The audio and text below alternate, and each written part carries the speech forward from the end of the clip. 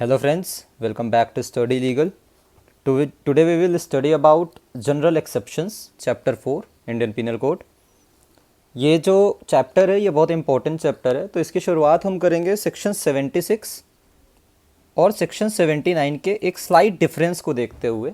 और ये दोनों सेक्शंस जो हैं ये मिस्टेक ऑफ फैक्ट की बात करते हैं कि जब अगर आप मिस्टेक ऑफ फैक्ट कोई सी भी फैक्ट का मिस्टेक कर रहे होते हो तब आप किस चीज़ के लिए लायबल होते हो, किस चीज़ के लिए लायबल नहीं होते हो। तो we will start with a maxim which says इग्नोरेंशिया लेक्स नॉन एग्जीक्यूसिट, इग्नोरेंशिया फेसिट एग्जीक्यूसिट। इसका मतलब है कि इग्नोरेंस ऑफ लॉ जो है, अगर आप लेक्स का मतलब लॉ होता है, अगर आप लॉ को इग्नोर करेंगे तो दैट इज़ नॉन एक्सक्यूजेबल, आप उसे एक्सक्यूज़ नहीं कर सकते हैं because law is supreme. Law क्या है? सुप्रीम है।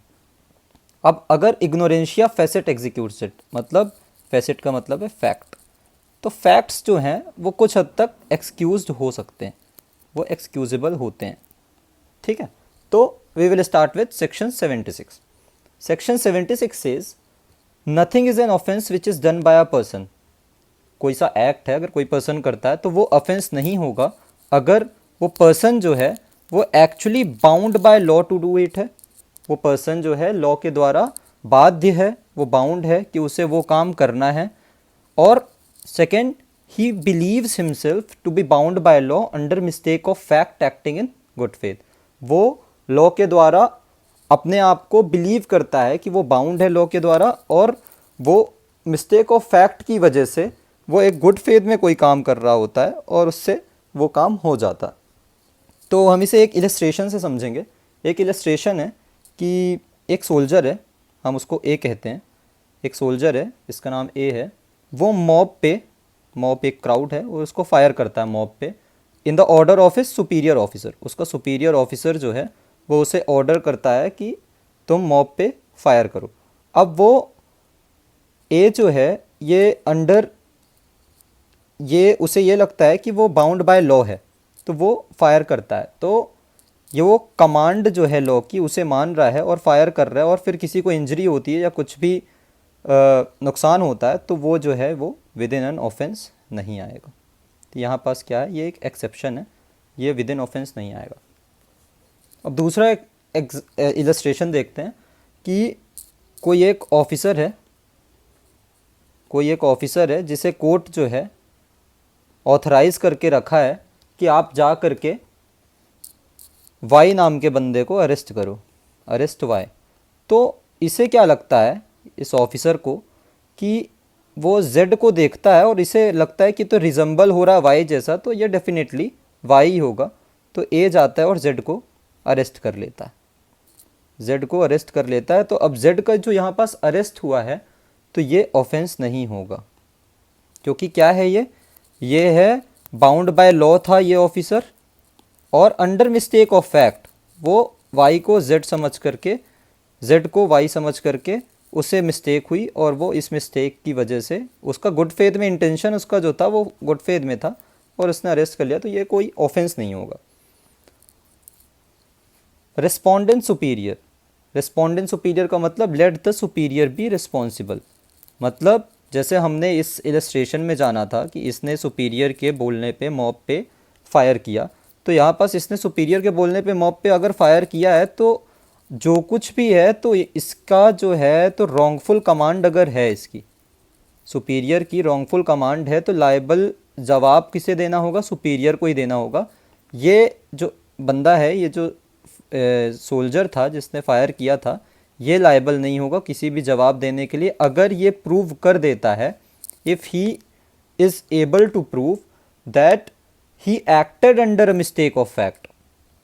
ये मिस्टेक ऑफ फैक्ट में इसने एक्ट किया है, believing himself to be bound by law, and then he will get a complete defence under section 76 में उसको कंप्लीट डिफेंस मिल जाएगा। फिर यहाँ पास क्या आता है, यहाँ पर रिस्पॉन्सिबिलिटी किसकी होगी? सुपीरियर की होगी कि वो प्रूव करे कि जो उसका कमांड था वो रॉन्गफुल नहीं था। ठीक है, वो प्रूव करेगा कि रॉन्गफुल कमांड उसका नहीं था। अब सेक्शन 79 को हम मूव करते हैं। Section 79 says nothing is an offence which is done by any person who is justified by law. वहाँ पास क्या था? Who is bound by law to do it, और यहाँ पास क्या है, जस्टिफाइड बाय लॉ। तो अब justified by law and believes himself to be justified by law by reason of mistake of fact in good faith. तो अब यहाँ पास एक इलस्ट्रेशन लेंगे। वो इलस्ट्रेशन क्या कहता है, दैट इलस्ट्रेशन सेज कि कोई पर्सन है, ए ने जेड को देखा कि जो एक्ट ये कमिट कर रहा है वो अपने आप में मर्डर है।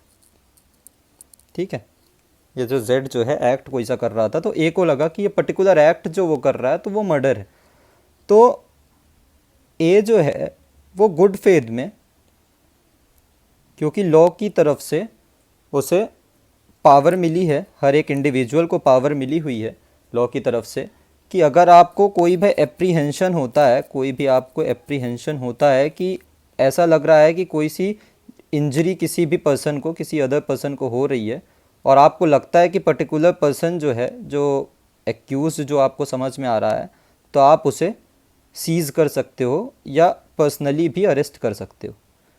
तो यही काम किसने किया, ए ने जेड को देखा कि वो कमिट कर रहा है मर्डर, और वो लेकर के आया कोर्ट में, सीज़ किया जेड को और कोर्ट में ला करके रखा। बाद में कोर्ट को क्या पता चलता है कि ये जो जेड था ये प्राइवेट डिफेंस कर रहा था, वो अपना सेल्फ डिफेंस कर रहा था किसी से अपनी जान बचाने के लिए। तो उस दौरान उसने इंजरी कमिट कर दी, किसे, उस पर्टिकुलर पर्सन को, जिसके लिए ए को लग रहा था कि ये मर्डर था। तो यहाँ पास क्या हुआ, यहाँ पास जो बंदा था, ए था, ए वॉज जस्टिफाइड बाय लॉ, क्योंकि लॉ सबको कहता है कि अगर आपको ऐसा कुछ लगता है तो आप जा करके सामने वाले को अरेस्ट कर सकते हो या सीज कर सकते हो। लेकिन justified by law by reason of mistake of fact, लेकिन यहाँ पास क्या हुआ, मिस्टेक ऑफ फैक्ट भी उसका हो गया कि उसे लगा कि वाकई में वो मर्डर कर रहा था, लेकिन वो कर क्या रहा था, वो अपना प्राइवेट डिफेंस कर रहा था। तो this is a short illustration of section 79। This is just slide difference. अब यहाँ पास सुपीरियर जो है, जो ये सुपीरियर है, यहाँ पास सुपीरियर जो है वो रिस्पॉन्सिबल होगा। यहाँ पास सुपीरियर जो है वो बता सकता है कि मैं जस्टिफाइड बाय लॉ था इस इलस्ट्रेशन को लेकर के, कि मैंने जो ऑर्डर दिया था मॉब को फायर करने के लिए, तो I was justified by law. तो फिर सुपीरियर भी जो है वो लाइबल नहीं होगा, और वो रॉन्गफुल कमांड जो हम बात कर रहे थे उसके लिए लाइबल नहीं होगा। एक केस था, केस लॉ हम पढ़ेंगे, और वो केस था उड़ीसा वर्सेस राम बहादुर थापा का। तो इस केस में क्या हुआ था कि एक विलेज है, एक विलेज है, और थापा जो है, ये टी जो है, और एक एम है मास्टर, ये दोनों क्या थे, ये दोनों फॉरेस्ट गार्ड्स थे, देवर फॉरेस्ट गार्ड्स। और एक फॉरेस्ट है ये, ठीक है, ये फॉरेस्ट है, ये रात में पूरी नाइट जो है तो इसका पहरा करते थे, ये राउंड लगाते थे इस पूरे फॉरेस्ट का, ये जो है ये फॉरेस्ट, ठीक है। और क्या हुआ कि एम जब पहरा लगा रहा था, एम जब चक्कर लगा रहा था इस फॉरेस्ट के, तो एम ने देखा कि वहाँ पास ए नाम का बंदा था, और उसे लगा, एम को लगा कि ये जो बंदा है ये घोस्ट है। तो एम ने आवाज़ ज़ोर से लगाई, शाउट किया एम ने, और चिल्लाया कि ghost ghost ghost ghost ghost, उसने आवाज़ दी काफ़ी। तो जब टी ने देखा ए को, इसे जिसे एम घोस्ट कह रहा था, टी ने जब ए को देखा तो समझ नहीं आ रहा था कि कौन है, तो उसने बोला हु इज़ देयर। और जब उसे आंसर नहीं मिला तो सेवरल लाठीज़, बहुत सारी लाठीज़ उसने ब्लो कर दी, टी ने सेवरल लाठीज़ ब्लो की, किस पे, ए पे। सब्सिक्वेंटली ए जो है वो किल्ड हो गया, ए जो है वो मर गया। अब यहाँ पास ए जो मरा है, तो जो टी है वो लायबल नहीं होगा, क्यों, क्योंकि वो प्रोटेक्ट कर रहा था इस फॉरेस्ट को, और वो जस्टिफाइड बाय लॉ था, तो इसलिए जो टी है, थापा है, वो लायबल नहीं होगा। अब यहाँ पास एक केस था आर वर्सेस टॉल्सन का, आर वर्सेस टॉल्सन का केस था। तो डब्ल्यू और एच जो हैं वाइफ और हस्बैंड हैं, और एक शिप थी, इसमें ये ट्रेवल कर रहे थे, और शिप जो है कैप्साइज्ड हो गई, डूब गई।